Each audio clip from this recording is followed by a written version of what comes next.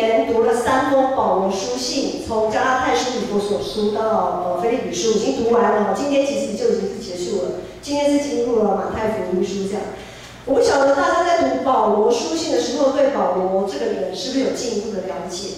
通常我们在阅读一封信，可以看到这个写信的人他的思维模式，还有他关注的事情。那我们对保罗的第一个印象就是他在还没有信主之前，他是个迫害基督徒的人，他对基督徒非常的不友善，是迫害基督徒的人。然后呢，遇见了复活的耶稣之后呢，他忽然的大翻转，他开始大发热心为主传福音。但是要大发热心为主传福音，其实遇见耶稣是不够的，只是遇见，只是碰到。我们讲说好，只是你决定要受洗，这样子还不够，还不够。因为我们都知道人类的通病啊，或人的一些弱点就是虎头蛇尾，或者是3天打鱼2天晒网。一件好的事情要坚持到最后，一路这样坚持，始终如一，真的是不容易这样子。保罗从遇见复活的耶稣基督，然后为主大发热心，在整个过程其实他经历了非常非常多的难题，但是他在这些难题当中，他还是选择把耶稣基督放在首位，以至于我们在读腓立比书的时候，我们会看到保罗有讲一句话，我们非常的，我不晓得大家看到这句话心里的感受是什么。在腓立比书3章7到8节，保罗说：“只是我先前以为与我有益的，好，我现在因基督都当作是有损。不但如此，我也将万事当作有损，因为我以认识我主耶稣基督为至宝。当我为他已经丢弃万事，看作粪土，为要得着基督。”大家有印象吗？好。然后4章11节，就是我们今天经文段落的前一节，保罗就说：“我无论在什么情况都可以知足，这是我已经学会的。”意思是保罗就像我牧师刚才讲的，他不是好像被雷打到还是被什么，就突然就什么东西都会了，他都得到秘诀，不是，他是在一个过程当中很努力去学习、去学会的。所以从保罗他的这个宣言里面，我们要去思考的是什么？我们常常会说，什么样子的人做什么样的事情，人是人事。可是，在保罗的宣言里面，他告诉我们，我们更多要去思考的一点是，怎么样的环境可以塑造我的信仰？怎么样的环境可以让我们这个人的在信仰上可以有所调整，以至于我们的信仰可以更加的坚定？我想，一般的基督徒其实都蛮喜欢保罗这段经文。保罗在无论是以弗所书还是腓立比书，都有很多的金句。如果你是从儿童主日学上来，从小要背金句，很多你很熟悉、耳熟能详的经文都在保罗书信里面。但是这些金句喜欢归喜欢真的要做到，真的是不太容易，不太容易。当然，就像刚才讲的，保罗他也不是那么容易做到，他也是尽心、尽意、竭力的去努力，才能达到这样子的一个境界。那我们就先从保罗的出生背景来谈，到底他为了基督牺牲了什么？我说传福音嘛，传福音好啊，就看着大家怎么传啊。问题是他在传福音的过程当中，他到底牺牲了什么？这可能我们要在今天稍微深入了解一下。保罗他是一位出生在侨居地的人，我们所谓的就是所谓的华侨啊。若以我们的观点，就是他叫做侨胞。他是个犹太人，但是他不是出生在耶路撒冷，他不是出生在他的故乡，他是出生在罗马，就是希腊罗马，就是在罗马帝国统治底下的外地人。一位侨胞要在外地人，你知道吗？如果今天我们要拿到美国公民，其实很多华人都很羡慕有美国公民身份的人。但是你要拿到美国公民的身份，除了你自己自我的努力以外，还有一点就是。你出生在那里，你就是美国公民嘛，没错吧？好，保罗他也是出生在外地的罗马公民。他一出生，虽然他是犹太人，但是因为他的出生地，让他一出生他就是一个罗马公民，他马上就可以取取得罗马公民的权利跟他所可以要有的保障。好，他是罗马公民。那一个侨胞，我们知道他除了有当地公民的身份，他还有一个保障是什么？侨胞都很重视自己的，我们有说同乡，对不对？好，在外地都会有什么同乡，某某同乡会啊，什么什么的，就是属于他们犹太人原本犹太人这个群体聚集的，好像类似像同乡会这样子的地方。家庭背景、稳定的工作收入，是一个侨胞，他可以在侨居地好好生活的一个很大的一个条件。好。这两样条件就是他在，保罗呢，他本身在他们犹太人的群体里面，因为他的家世背景还不错，好，他的家世背景还不错，所以呢，他在犹太人群体里面还算是一个有头有脸的人物啊，他是一个律法教师这样子。本身他的本土本乡的他的家世背景不错，然后他又是个罗马公民，哇，这个双重保障。对于保罗这个侨胞来讲，真的是非常的耀眼啊！他的生活应该是非常的前景、前途无量这样。可是就在他决定要成为基督徒的那一刻，这个双重保障都没有，都没有。怎么说呢？犹太人就是看基督徒不顺眼嘛，好，你们没事去信什么耶稣呢？好，那个被钉在十字架的耶稣有什么好信的呢？那根本就是邪教异端吧。很多犹太人他不接受基督耶稣，于是呢，保罗在犹太人的这个群体里面，在他的同乡会里面是被排挤的。他这个部分，包括他自己的继承权等等之类，他在家族上的地位就瓦解掉了。然后呢，他这个罗马公民的身份呢，因为基督徒跟犹太教徒在那个时候常常发生一些冲突。导致社会上的动乱不安，这让罗马政府也很头痛。你这个公民是在干什么？天到晚找我们的麻烦。好，所以他这个罗马公民的身份呢，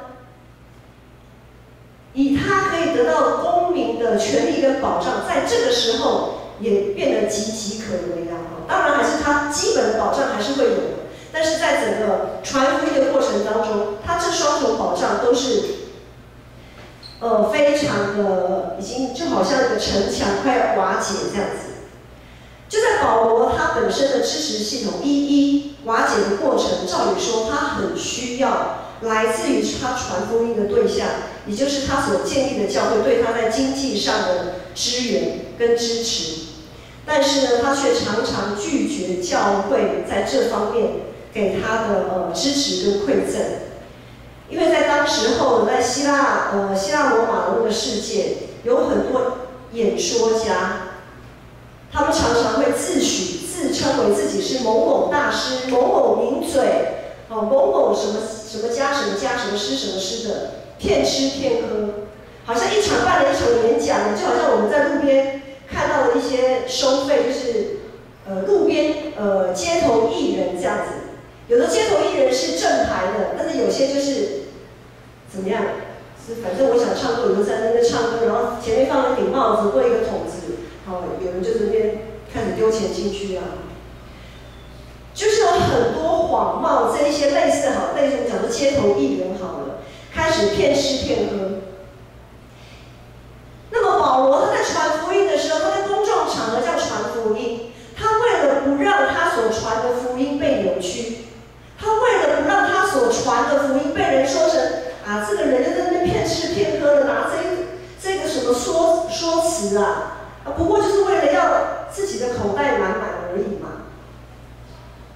就是怕有这样子的人扭曲福音，所以保罗他宁可不要别人对他的支持跟馈赠，他宁可自食其力，一边工作一边传福音。所以我们可以知道说，其实保罗真的失去很多真的失去很多。但是能支持他一路走来始终如一的关键，就是他把耶稣基督当成他生命中的首位。不管他的家世背景如何，不管他有怎样的身份地位，不不管他怎么样，会被人误解扭曲，只要是一切妨害他传福音的任何的因素，他都把它看成次要的、不重要，他都可以抛弃。他万事皆可抛，只为耶稣基督能够被传开。当然，在这样四面楚歌的环境当中，保罗也有无法工作的时候。比如说，在这样子跟人家敌对的过程，刚才有讲，如果一不小心，我们知道保罗他有被抓去被关，被囚禁，或者是在一些争执、吵闹或者是紧张的氛围当中，他可能需要先避避风头。在这样的时候，他没有办法工作，他当然就没有工作就没有收入。那腓立比教会呢，他所建立的教会就有关系到他的情况，就托人把保罗所需要的物资，拿去给他。当然不止腓立比教会了，还有其他的教会会这样做。在这样的时候，但是保罗他怎么在腓立比教会说呢？保罗说，在今天的经文，我们请季宏放到今天的经文4章12节，保罗说了什么？照理说，保罗收到这样子的物资馈赠支持，他应该是满心感谢的，没有错。我们在腓立比书里面看到保罗对他们腓立比教会的感谢，但是保罗又说：“我知道怎样处卑贱，也知道怎样处丰富，或饱足，或饥饿，或有余，或缺乏，任何事情、任何情况，我都得了秘诀。”保罗为什么会讲这句话呢？其实按照上下文我们看上下文的关系，我们会知道保罗说这句话，他所要表达的是，无论我是在被鄙视、被排斥，在饥饿、缺乏的时候，你们这些送来的物资对我来讲，其实并不是最重要的。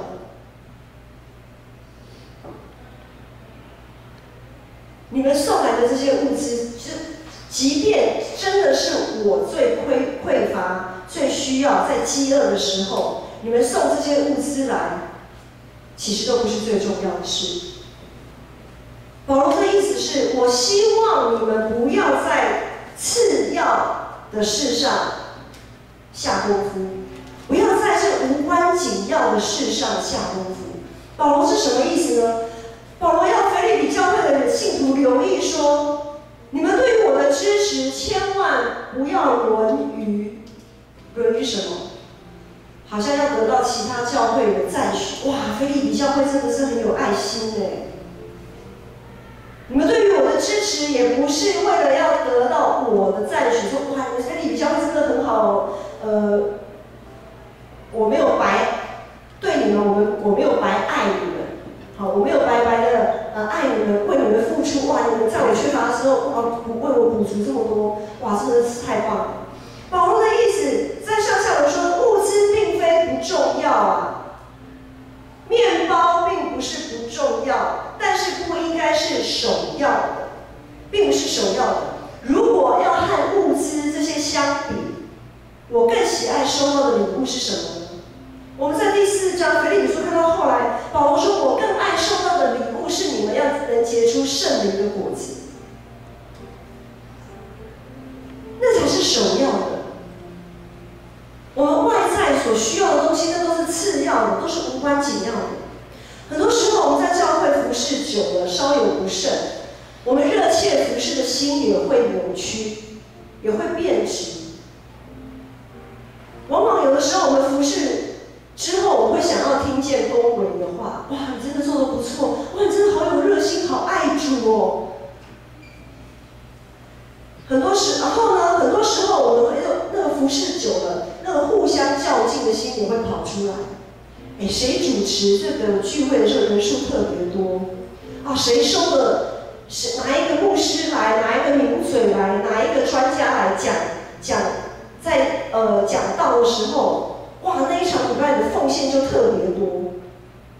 哦，谁在服侍的时候那能力很强，事情只要交给他办，什么都不用烦恼，也不用一天到晚。然后有些人就是常常在后面，我们还要替他收拾善后这样子。很多时候我们服侍久了，在教会就会发现这样子的情况。那在活上呢，今天有幸福教养课程，我们在生活上，我们对于我们的下一代，很多时候我们为了要让他们赢在起跑点，我们为了想要听见亲朋好友的赞赏，然后让他们学习，强迫他们学习各种才艺，然后补习呀，填满这些孩子的生活，却常常忽略在祷告当中寻求上帝对这个孩子的心意跟计划。很多时候，牧师自己也是个母亲，对于孩子的心意跟计划，其实真的不是一下子就可以明白的。很多时候是在教养孩子的过程当中，每一天、每一天、每一月、每一日、每一年，渐渐去明白的。所以一开始就说保罗在说他是学习得来的，他不是一触可及的。好，那对于在社会工作的人呢？在社会工作的人没有错，你们在找工作的时候，或者是你们委身在一个工作的时候，有专业的考量，有升迁的考量，甚至有收入等等的考量。在这么多考量当中，耶稣在这里面所占的分量又是多少？直到退休，经历了一辈子人生的征战，是不是已经可以学会我在各种情况都可以知足？如果我们一直在自己次要的需求上不断的努力的时候，我们自我的欲望就会不断的膨胀。我们身体如果有哪边发炎，就会肿胀。好，如果筋骨肌肉或者我们说扁桃腺发炎，它就会肿胀啊。喉咙或红肿就是发炎的现象。自我膨胀也是在基督肢体里一个发炎的现象。我们都是肢体，我们都是基督的身体。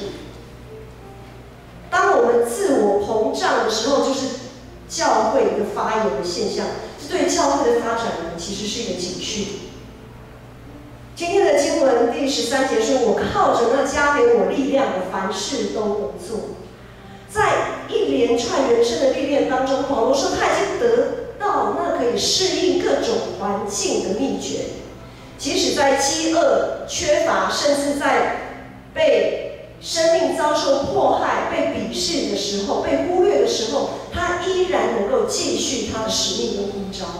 他在写腓立比书的时候，他是在一个被囚禁的一个状态，一个在被囚禁、被藐视、被唾弃的一个状态，他依然可以写出这样子一封书信。他依然能够参与在上帝的计划里。他之所以如此，不是靠着自己的力量，而是靠着那加给他那圣灵的大能。他将万事当作粪土，将耶稣基督视为生命的至宝，把耶稣基督放在生命的首位。他总是竭尽心力的让自己的选择是正确的。他都有守住自己在信仰上最后一道防线。他不会，当他把耶稣基督放在首位的时候，次要的问题就不会一直去干扰他。他不用再去算计自己的损失，他也不会因为计划被打断，然后在那边烦恼忧心，更不会因为生命被威胁而怀疑上帝的全能。他不会因为自己被囚禁了，就说：“上帝啊，我在为你传福音，你怎么会让我被抓呢？你为什么没有保护我、保守我？我反而落在这样的情况里。”保罗不是，他不会这样子想。他靠着那加给他力量的，凡事都能做。我们一定要非常的小心，这个凡事不是指所有的事。有的时候我们理解这个凡事，会认为我心里想做的那些事就是凡事，但是这里的凡事不是我们心里想的所有事，而是在上帝计划里要成就的事，这有很大的区别哦。我们千万不要很成功神学的说啊，我靠着那加给我力量的，我凡事都可以做，没有错。但是呢，它有一个条件，是在上帝的计划跟旨意里要成就的事，我们凡事都可做。既然是上帝的事情，上帝自然会负责到底啊。我们只要尽心、尽性、尽力去参与就好了，去参与就好了。所以耶稣才会说，我们身上的担子是轻省的。可是为什么往往有的时候我们服侍到一个程度，做基督徒做到一个程度，会觉得哦好沉重，我身上的担子很重。就是我们把这个事当成是我们自己的事，而不是上帝的事了。当我们把这件事当成是在展演自己的机会的时候，当我们把这个事当成是自己能满足自我欲望的时候，那担子当然会重啊。因为我们太在乎了，得失心太强了，那我们的担子当然会重。但是如果我们知道我们所参与的任何事情都是上帝的计划跟上帝的旨意的时候，那结果如何跟我们什么关系？或是成功，或是失败，或是饱足，或是饥饿，我们都应该得到可以在喜乐当中服侍主的那个秘诀啊。因为结果如何，我们就是顺服就对了。我们就是顺服，在尽心、尽性、尽力去做的结果当中，我们顺服那个结果，因为上帝都掌权了。因为上帝都掌权。我们是否能在生活当中学习知足，适应各种状况？这是我们在耶稣基督里要竭力去努力完成的功课。包括牧师有的时候，我们也是在学习啊。有的时候讲道对牧师来讲也是一个很重的担子。这就是牧师要去学习的。我的担子是什么？为什么讲了这么多，很多人的生命还没办法改变？好，但是生命不在我的手上，这是我牧师要认清的。生命的转变不在我的手上，生命的转变不在长子的手上，不在事工计划说哦，我们今年怎么样子做了什么，然后明年怎样怎样，然后教会就会怎样怎样的成长，那个曲线哇，在人的计划当中可以这样非常美好的展现出来。当我们落在那样子的陷阱里面的时候，我们的担子就很重。可是当我们知道生命的成长是在上帝的手中的时候，他的起起落落，我们就不会那么的在意。不在意不代表我们不关心，而是我们已经尽力去做到了，那剩下的就交给神，剩下的就交给神。那个担子我们不要一直扛在身上。所以我们再回过头来看，耶稣对孩子的期待是什么？就是让小孩子到我这里来啊！耶稣并没有期待小孩子的成绩要多好，才艺要多多。我们不应该因为小孩子能不能比得上别人家的小孩子感到羞愧，或者感到比较好像就是矮人一截，反而是要在耶稣基督里来调整自己是不是对自己孩子的错误期待。耶稣对工作者、对社会工作者的期待是什么？一个人不能服侍两个主，不能服侍主又服侍马门，就是不能服侍主又服侍钱财。所以我们不该成天只想着绩效、想着升迁，想着我们的地位。当然，对业务人来讲，真的是每天绩效。但是我们要怎么去摆脱这些呢？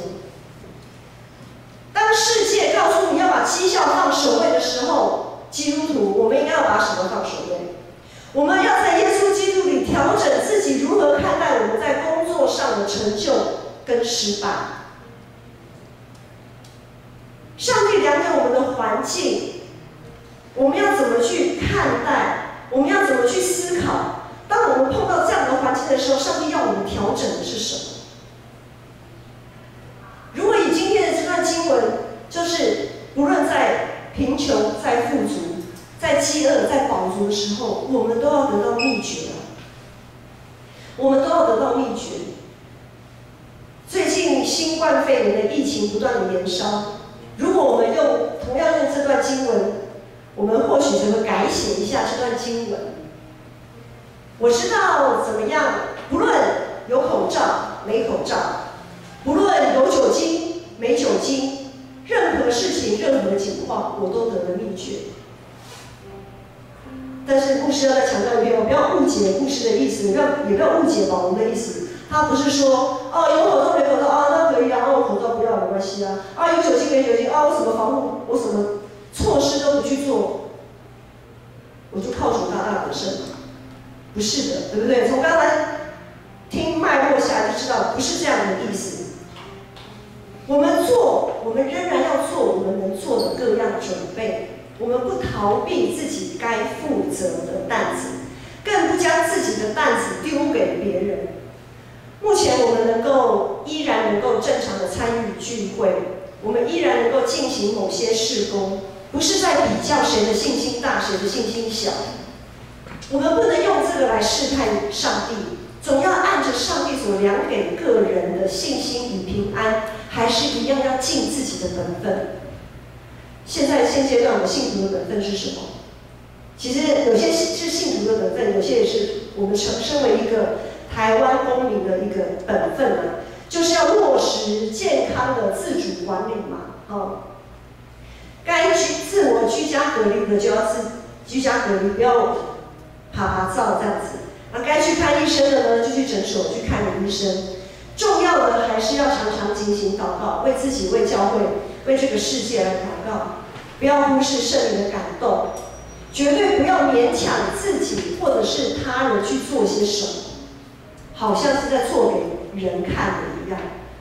不要说啊，我现在戴口罩是代表我没有信心啊，别人会怎么看我？别人会怎么看我？或者是我要求说，你怎么这样还要戴口罩？不用了啦，这么没信心。我们不是做这些事情，不是在做给人家看的。我们在做一些决定的时候，绝对不是在做给人看的。是完全按着上帝怎么给我们的信心，不偏不倚的来看。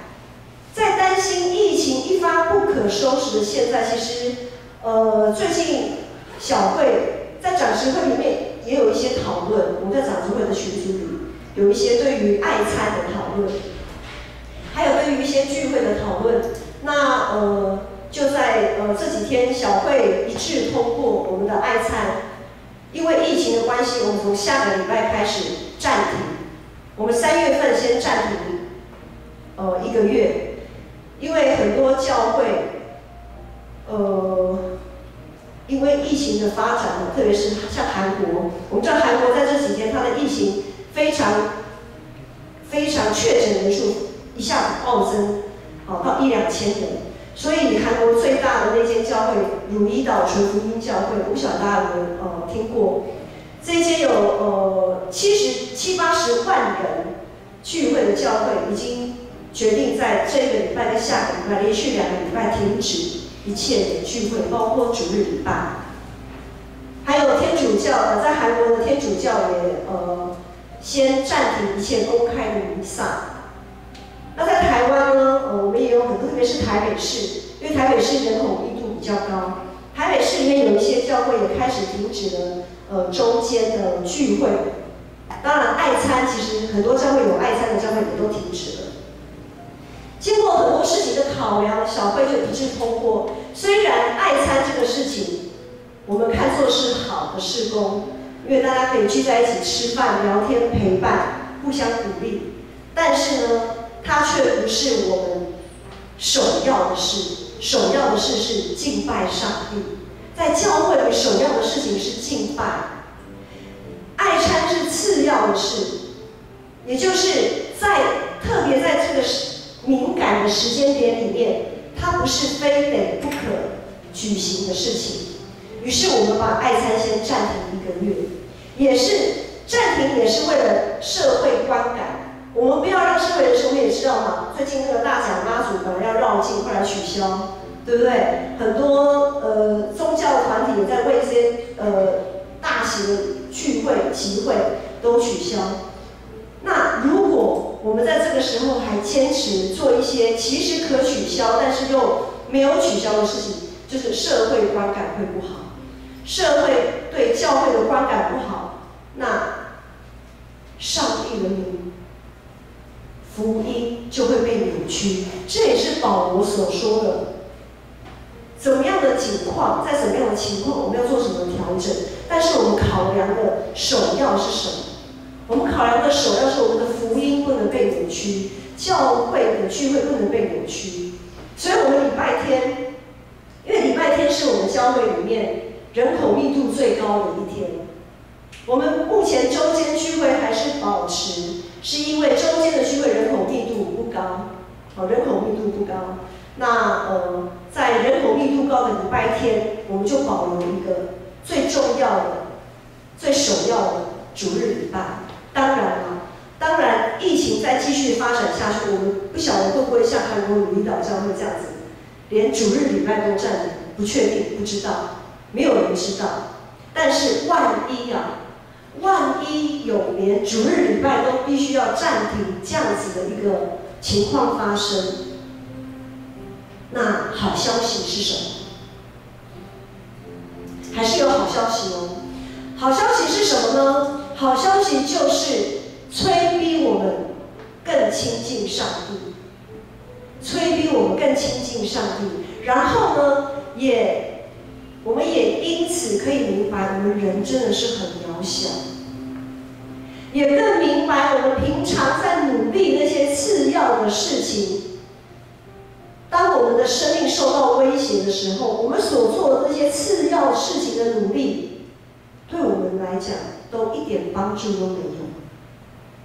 再有钱也买不到更多的口罩，再有地位也不能免于被病毒感染的危机，不是吗？那我们的盼望，当我们做了该做的事情，我们还是被感染了怎么办？我们还是买不到，我们排队，每天去排队，135去排队或246去排队，我们怎么样排队就是买不到口罩的时候怎么办？当我们做了该做的事情，还是没有办法改变现况，甚至于现况越来越糟的时候怎么办？如果我们有确信永生的盼望，我们就能免于生命被威胁的恐惧。如果我们知道自己在上帝的各种计划里的安排，我们也能免于总是好像会跑得比别人慢的恐惧。如果我们知道自己在耶稣基督里是如何被他的宝血给救赎的，如果我们真的知道在耶稣基督里，我们每一个人是这么的有价值，被耶稣捧在手心上的时候，我们就能免于被边缘化的恐惧。然后我们就可以像保罗一样，很潇洒的说，不论任何情况，我都可以知足。不论环境如何变化，我们依然可以参与在上帝的呼召跟计划里面。靠着那加给我们力量的，我们凡事都能做。在上帝的计划跟心意里面，我们凡事都能做。我们依然能够尽信徒的本分，我们依然能够为主站立，为主发光，让这个世界可以拥有那真实的盼望。今天如果真的是居家隔离，牧师每次听到有更多的人需要被隔离，然后他们就很担心害怕的时候，牧师在想，如果那些人有认识耶稣，不知道该多好。至少他在被隔离的这样子孤单、害怕的情况下，有主成为他的扶持跟安慰，有主可以成为他的陪伴。我们一起起立来唱这首诗歌。求主的爱让我们每一个人都可以苏醒。让我们从现在开始是为主而活的，而不是为自己。你爱使我苏醒，重新来我，深切渴望能活在你手中，生命。